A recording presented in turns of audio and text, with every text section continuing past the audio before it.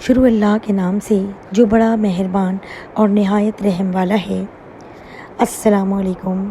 رابعہ بصری کے 4 سوال۔ رابعہ بصری کی وفات کے بعد قبر میں منکر نکیر ان سے حساب کتاب لیے بغیر کیوں واپس چلے گئے؟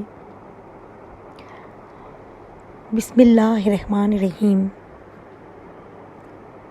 ایک مرتبہ حضرت رابعہ بصری جذب کی حالت بصرہ کی گلیوں میں ایک ہاتھ میں مشعل اور دوسرے ہاتھ میں پانی لیے جا رہی تھیں۔ لوگوں نے ان سے پوچھا کہ یہ آپ کیا کرنے جا رہی ہیں؟ تو رابعہ بصری نے جواب دیا کہ میں اس آگ سے جنت کو جلانے اور اس پانی سے دوزخ کی آگ بجھانے جا رہی ہوں، تاکہ لوگ اپنے اللہ کی عبادت جنت کی لالچ یا دوزخ کے خوف سے نہ کریں، بلکہ لوگوں کی عبادت کا مقصد محض اللہ کی محبت بن جائے۔ ایک مرتبہ رابعہ بصری سے پوچھا گیا کہ کیا آپ شیطان سے نفرت کرتی ہیں؟ رابعہ بصری نے جواب دیا کہ خدا کی محبت نے میرے دل میں اتنی جگہ ہی نہیں چھوڑی کہ اس میں کسی اور کی نفرت یا محبت آ سکے۔ رابعہ بصری نے تنہائی میں رہنے اور ترک دنیا کے شوق کے پیش نظر آزادی ملنے کے بعد صحراؤں کا رخ کیا۔ وہ دن رات اللہ کی یاد میں گم ہو گئیں۔ خواجہ حسن بصری رابعہ بصری کے مرشد تھے۔ غربت، نفی ذات، عشق الہی ان کے ساتھی تھے۔ ان کی مکمل زندگی ایک ٹوٹا ہوا برتن، ایک پرانی دری اور ایک اینٹ تھی جس سے وہ کبھی کبھی تکیے کا کام لیتی تھیں۔ وہ تمام رات عبادت اور ریاضت میں گزار دیتی تھیں اور اس خوف سے نہیں سوتی تھیں کہ کہیں عشق الہی سے دور نہ ہو جائیں۔ جیسے جیسے رابعہ بصری کی شہرت بڑھتی گئی، آپ کے پیروکاروں کی تعداد میں بھی اضافہ ہوتا گیا۔ آپ نے اپنے وقت کے علماء، محدثین اور فقہا سے علم کی باتوں میں حصہ لیا۔ رابعہ بصری کی بارگاہ میں بڑے بڑے علماء نیاز مندی کے ساتھ حاضر ہوا کرتے تھے۔ ان بزرگوں اور علماء میں سر فہرست حضرت امام سفیان ثوری ہیں، جو امام اعظم ابو حنیفہ رضی اللہ تعالیٰ عنہ کے ہم عصر تھے اور جنہیں امیر المومنین فی الحدیث کے لقب سے بھی یاد کیا جاتا ہے۔ گو رابعہ بصری کو شادی کے لیے کئی پیغامات آئے، جن میں سے ایک پیغام امیر بصرہ کا بھی تھا، لیکن آپ نے تمام پیغامات کو رد کر دیا، کیونکہ آپ کے پاس سوائے اپنے پروردگار کے اور کسی چیز کے لیے نہ وقت تھا اور نہ طلب۔ رابعہ بصری کو کثرت رنج و الم، حزن و ملال نے دنیا اور اس کی دل فریبیوں سے بیگانہ کر دیا تھا۔ رابعہ بصری کے راستے کی بنیاد عشق الہی پر ہے۔ امام غزالی نے حضرت رابعہ کے ایک اور فقرے کی عمدہ تشریح کرتے ہوئے فرمایا کہ حضرت رابعہ سے سوال کیا گیا کہ جنت کے بارے میں آپ کا کیا خیال ہے، تو انہوں نے جواب دیا، پہلے ہمسایہ اور پھر مکان۔ امام غزالی فرماتے ہیں کہ رابعہ بصری کے اس قول کا مطلب یہ ہے کہ جس شخص نے دنیا میں خدا کو نہیں پہچانا، وہ اگلے جہاں میں بھی اس کے دیدار سے محروم رہے گا۔ حضرت رابعہ بصری نے اپنے علم، ریاضت اور زہد و عبادت سے ایسا مقام حاصل کیا کہ ان کے عہد کے بڑے بڑے عالم و صوفیاء ان کے پاس بیٹھنا، ان کی گفتگو سننا اپنے لیے ایک شرف سمجھتے تھے۔ ان کی مجلس میں مؤدب رہتے اور اپنے مسائل کا حل ان سے کرواتے۔ حضرت رابعہ کا مقام مرتبہ بہت بلند تھا۔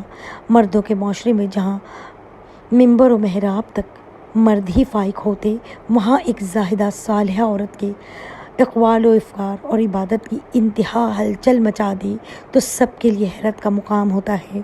حضرت رابعہ بہت کم گفتگو کرتی تھیں۔ اگر کوئی سوال پوچھ لیتا تو مختصر اور مدلل جواب دیتی تھیں۔ ہر بات میں قرآنی آیات کا حوالہ دیتی اور اکثر آیات قرآنی ہی بیان کر دیتی۔ جب لوگوں نے اس کی وجہ پوچھی تو فرمایا کہ انسان جو کچھ بولتا ہے فرشتے اسے لکھتے ہیں، اسی لیے قرآن کی آیتوں کے سوا کچھ نہیں بولتی کہ کہیں میرے منہ سے بری بات نہ نکل جائے جسے فرشتے لکھ لیں۔ رابعہ بصری کو دنیا سے گئے ہوئے 1200 سال ہو چکے ہیں، لیکن ان کا نام آج بھی زندہ ہے۔ رابعہ بصری نہ کوئی شہزادی تھی، نہ کوئی ملکہ تھی، نہ وہ کوئی خوبصورت خاتون تھی، نہ کوئی خاندانی تھی، بلکہ وہ عورت ہونے کے لحاظ سے ہر عیب ان میں تھا۔ ان کی عادت یہ تھی کہ وہ روزانہ عشاء کی نماز کے بعد غسل کر کے کپڑے بدل کے اپنے خاوند سے پوچھتیں، آپ کو میری ضرورت ہے؟ اگر وہ کہتے نہیں ہیں تو پھر پوچھتی مجھے اجازت ہے، وہ کہتا ہے اجازت ہے تو پھر مسلے پہ کھڑی ہو جاتی ہے اور فجر کی نماز تک مسلے پر کھڑی رہتی تھی۔ ان کا خاوند جلد ہی فوت ہو گیا، جوانی میں ہی بیوہ ہو گئیں۔ حسن بصری بصرہ کے امام تو کیا سارے مسلمانوں کے امام تھے۔ وہ خود چل کے آئے کہ میں آپ سے شادی کرنا چاہتا ہوں۔ رابعہ بصری کو کوئی شادی کا شوق نہیں تھا ان کو، اور نہ ہی اولاد کے قابل تھیں، صرف ان کی نیکی اور ان کا جو اللہ سے تعلق تھا۔ حسن بصری کو یہ لالچ ہوا کہ یہ اگر میری بیوی ہو گئی تو اس کے طفیل شاید میری بخشش ہو جائے، تو ان کے پاس آئے، کہنے لگے رابعہ میں آپ سے شادی کرنا چاہتا ہوں۔ خود پیغام لے کر آئے تو انہوں نے فرمایا میری 4 باتوں کا جواب دے دو تو میں تم سے شادی کر لیتی ہوں۔ حسن بصری کہنے لگے کیا؟ رابعہ بصری نے کہا یہ بتاؤ کہ میں جنتی ہوں یا دوزخی؟ کہنے لگے یہ تو میں کچھ نہیں کہہ سکتا۔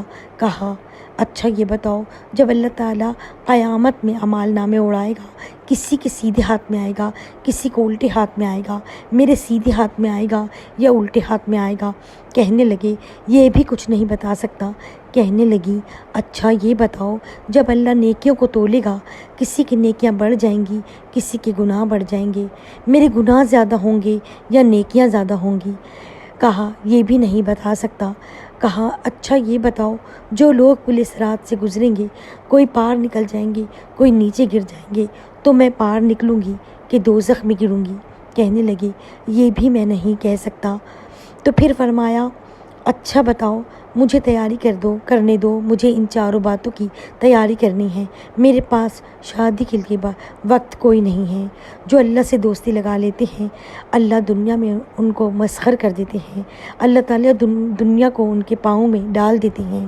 تو جب ان کا انتقال ہوا، رات کو ان کا انتقال ہوا تو اپنی خاتمہ سے کہا بس 2-4 آدمی بلا کے مجھے جلدی سے دفن کر دو، کسی کو نہ بتاؤ، لوگوں کو بتا دینا مجھے کفن دینا میری اس چادر میں جس میں تہجد پڑھا کرتی ہوں۔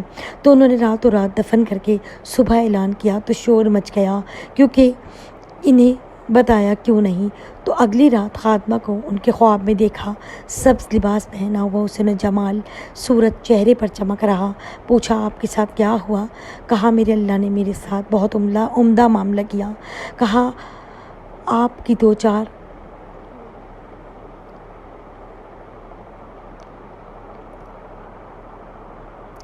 کہا آپ کی وہ چادر کہاں گئی جس میں آپ کو کفنایا تھا؟ کہا وہ اللہ تعالیٰ نے اتار لی ہے اور مجھے جنت کا جوڑا پہنایا ہے، اور اس چادر کو اللہ تعالیٰ نے سنبھال کے رکھا ہے۔ جب قیامت کے دن میری نیکیوں کو اللہ تعالیٰ تولے گا تو اس چادر کو بھی اس میں تولے گا۔ انہوں نے پوچھا منکر نکیر کا کیا ہوا؟ کہا وہ آئے تھے، فرشتوں نے سوال کیا کہ من ربوں کا وہ من دینوں کا، تمہارا رب کون ہے، تمہارا دین کیا ہے؟ تو انہوں نے فرمایا کہ تمہارے سوال کا جواب تو میں بعد میں دوں گی، پہلے تم میرے سوال کا جواب دو کہ تم کہاں سے آ رہے ہو؟ فرشتوں نے کہا آسمان سے۔ رابعہ بصری نے پوچھا آسمان و زمین میں کتنا فاصلہ ہے؟ فرشتوں نے کہا 500 برس کی مسافت ہے۔ رابعہ بصری نے جواب فرمایا تم خدا کو نہیں بھولے کیونکہ بہت دور سے آ رہے ہو؟ فرشتوں نے کہا ہم تو خدا کو نہیں بھولے۔ رابعہ بصری نے فرمایا جب تم اتنی دور سے چل کر بھی نہیں بھولے تو کیا تمہاری گمان ہے کہ رابعہ بصری جو 40 سال سے اس رب کی عبادت کر رہی ہے وہ زمین سے 4 گز نیچے آ کر خدا تعالیٰ کو بھول گئی ہوگی؟ حالانکہ زمین پر ایک لمحہ بھی اس سے غافل نہیں رہی۔